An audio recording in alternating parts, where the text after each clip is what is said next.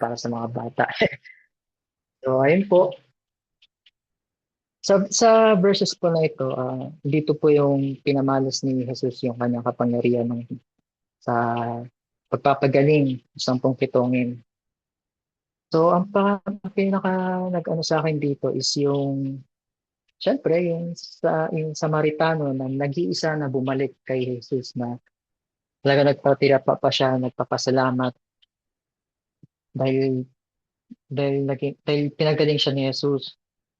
So, ayun po, ang ano lang po sa akin dito, yung talagang may emphasis po sa akin is yung pagiging bakit Samaritano yung bumalik?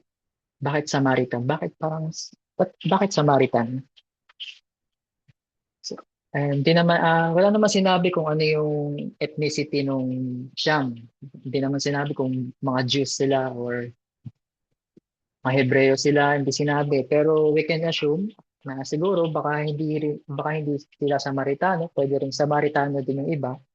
Isa nga lang talaga yung bumalik. So ako po parang na-research ko na siya dati ba ano yung mga Samaritans. Pero syempre, nakalimutan ko na. So, nag-research po ulit ako ng konti. So, sabi niya dito, ang mga Samaritans po pala ay related siya sa Jews. As part of a Jewish, pero hindi sila, although, dahil nga Jewish sila, sorry po. Syempre, they also worship yung Diyos na sinasamba ng mga Israelita. They worship the God of Israel, tapos sinusunod rin nila yung law ni Moses, pero parts lang.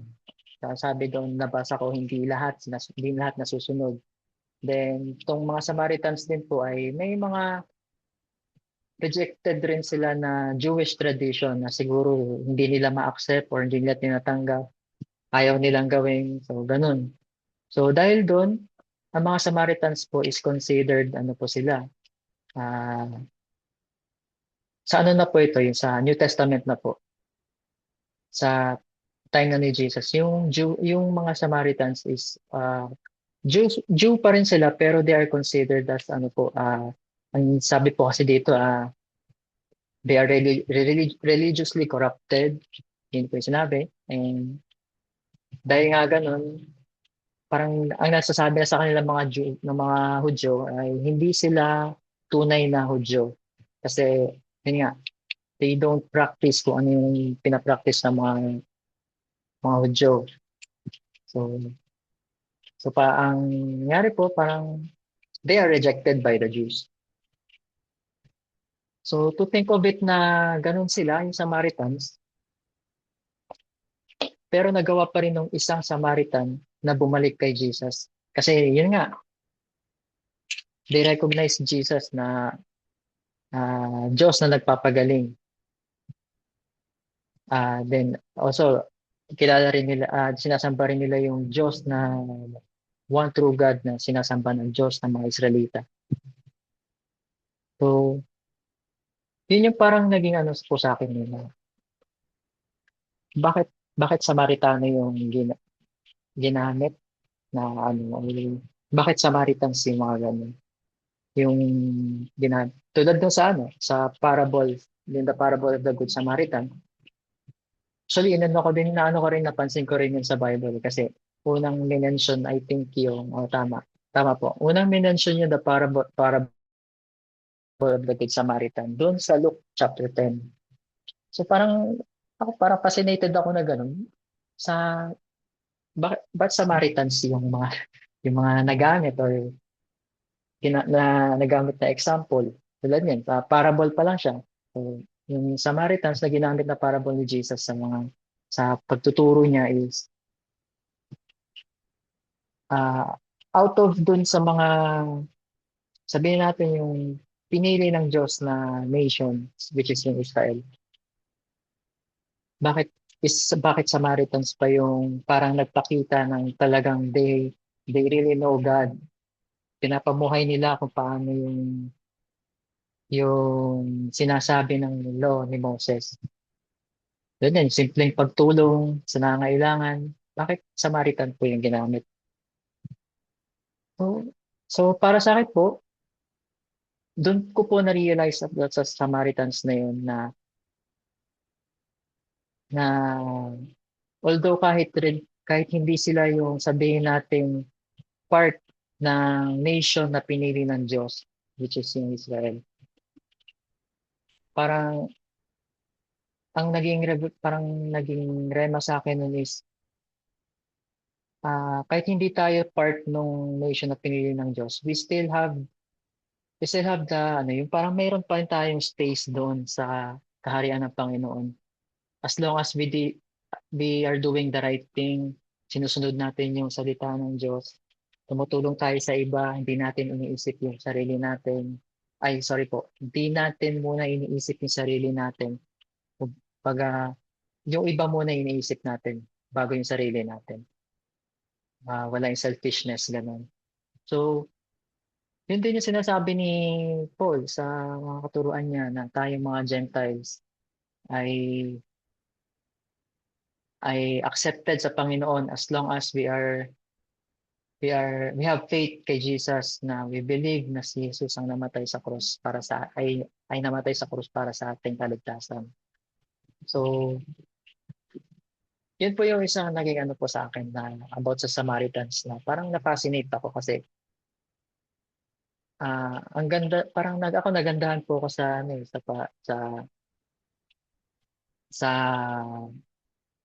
sa mga Samaritans dahil kahit na ganun sila, andun pa rin yung nagawa nila na pasalamatan, or yung isang kitongin na pinagaling ni Jesus na bumalik siya dahil pinagaling siya ng Diyos, pinagaling siya ni Jesus na totally healed na siya. Kahit nung time na, actually papunta pa lang sila sa pari, parang pinagaling na sila ni Jesus. Pero talagang andun yung na-recognize din ng Lord na, di ba, sinabi niya dito, sa verse 18 sabi niya, wala bang nagbalik upang magpuri sa Diyos kundi ang dayuhang ito? Even si Jesus, na-recognize niya yung Samaritans as parang foreigner, ganun tayo lang. Parang hindi siya part na considered as Gentiles na rin para sa akin. So, andun yung nakita ko rin kay Jesus na kahit sabi natin alam ah, for me, alam ni Jesus na ganun talaga yung mga Samaritans. Pero ni-recognize niya pa rin yung gratitude nitong nag-iisang Samaritan na bumalik. Hindi niya parang alam mo yun, yung hindi niya hindi disregard na Samaritan siya, okay lang pagalingin kita basta ano, hindi ko ba? Sorry po. Parang ganun basta yung equal yung tingin niya dun sa lahat.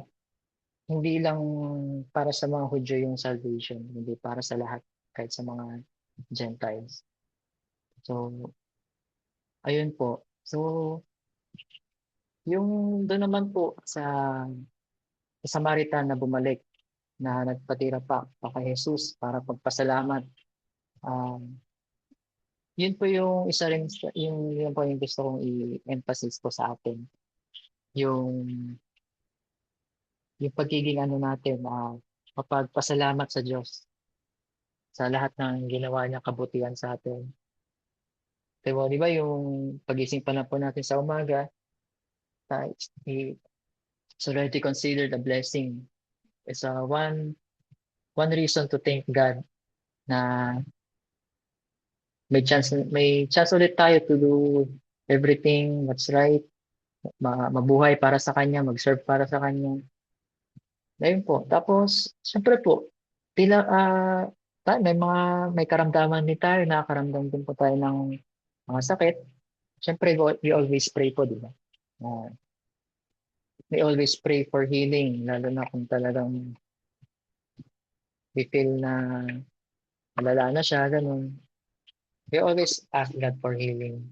And we believe na napapagalingin tayo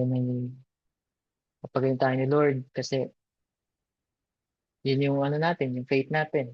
Na he's the great healer. Tapos, di lang po sa sakit. Mga blessings po, financial, spiritual, mga ganun po. Lahat po yun, ako, para sa akin po, provided po lahat ni Lord yun. Mga pangailangan natin sa araw-araw.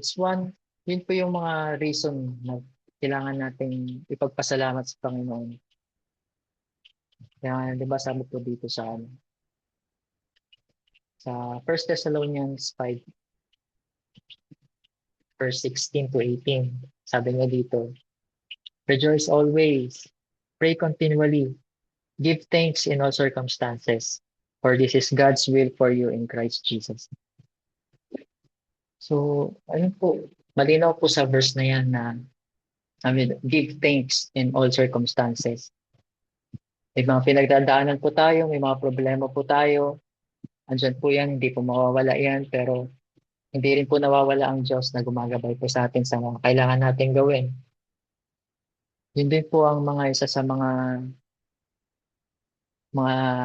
ako I believe dapat pinagpapasalamat natin sa Panginoon. Kahit na andun talaga pag may pagsubok, mahirap talaga, mabigat, pero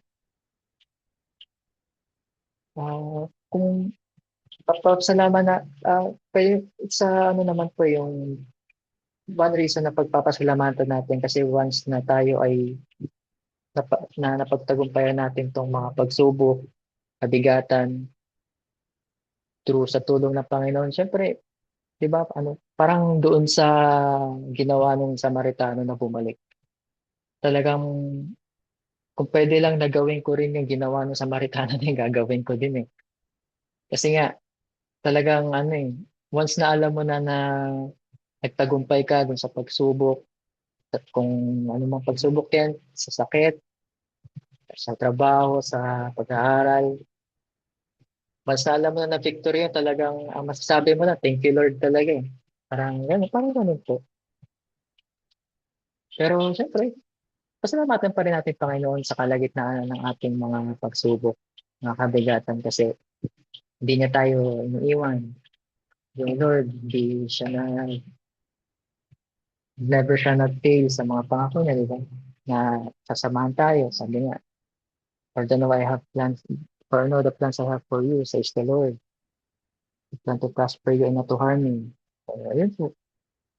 Susundin lang naman po natin yung sinasabi ng salita ng Panginoon.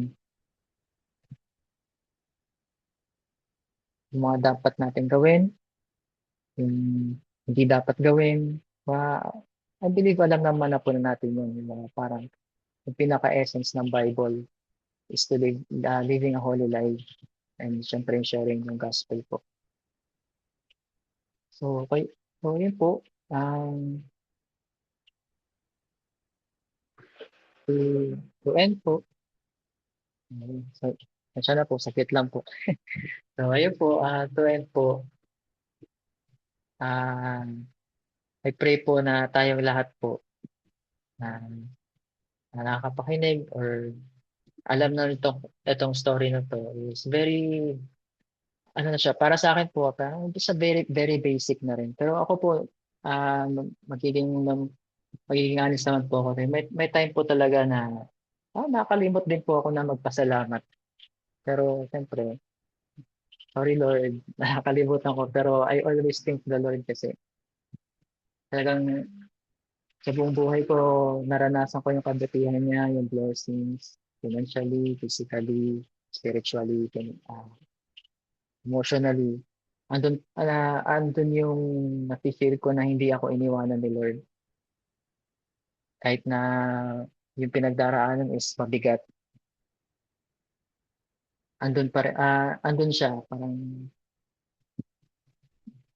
Parang for me kasi, gusto ko rin, I mean, sorry po, parang I need to feel all this para alam niyo yun yung talagang papasalamatan ko si Lord na napagtagumpayan ko to. Andyan si Lord na may hihingian ako ng tulong. And syempre, yun nga po ulit, Yung kapag napagtagumpayan natin 'tong mga pinagdaraanan natin, maganda man o hindi, andun po lagi yung yung gratitude natin para kay Lord na kahit hindi natin nakikita si Lord visually pero physically, pero ramdam mo talaga na hindi ka niya iniiwan, hindi ka niya pinababayaan. So, ayun po, gusto ko lang po ulit banggitin, 1 Thessalonians 5:16-18, rejoice always, pray continually, give thanks in all circumstances, for this is God's will for you in Christ Jesus. So, yun lang po mga kapatid. Pagsikapan po natin, pag natin kalimutan, pasalamatan lagi ang Panginoon. Kasi never siya nag-fail. Yung kabutihan ng Panginoon is lagi nandyan po para sa atin. So, yun lang po. Salamat po. Sige po. Pray po tayo. Lord, maraming salamat po Panginoon sa oras na ito na, na maraming salamat po Panginoon sa iyong salita, sa mga examples po na ito Panginoon, sa iyong salita na aming narinig Panginoon. Lord, we thank you, Panginoon, sa kabutihan niyo po sa aming buhay. Kalagitnaan ng aming mga pinagdaraan, ng mga pagsubok, Panginoon, nandiyan ka po palagi, hindi niyo po kami iniiwan. Pinapakinggan niyo po palagi ang aming mga panalangin, Panginoon, at sinasagot niyo po ito, Panginoon. Kaya, Lord, sa gabing ito, Panginoon, tulungan niyo po kami na hindi po namin makalimutan, Panginoon, magpasalamat sa inyo, sa iyong kabutihan, Panginoon, sa mga blessings sa amin. Kaya, Lord, sa gabing ito, sa aming pagtulog, samahan niyo po kami. At Lord, pinabalik po namin sa inyo ang papurit, pasasalamat, Panginoon. Sa ilama, Panginoon, kaluwalhatian. Ito ang aming dalangin, Panginoon, sa inyong matamis na pangalan ng Jesus. Amen.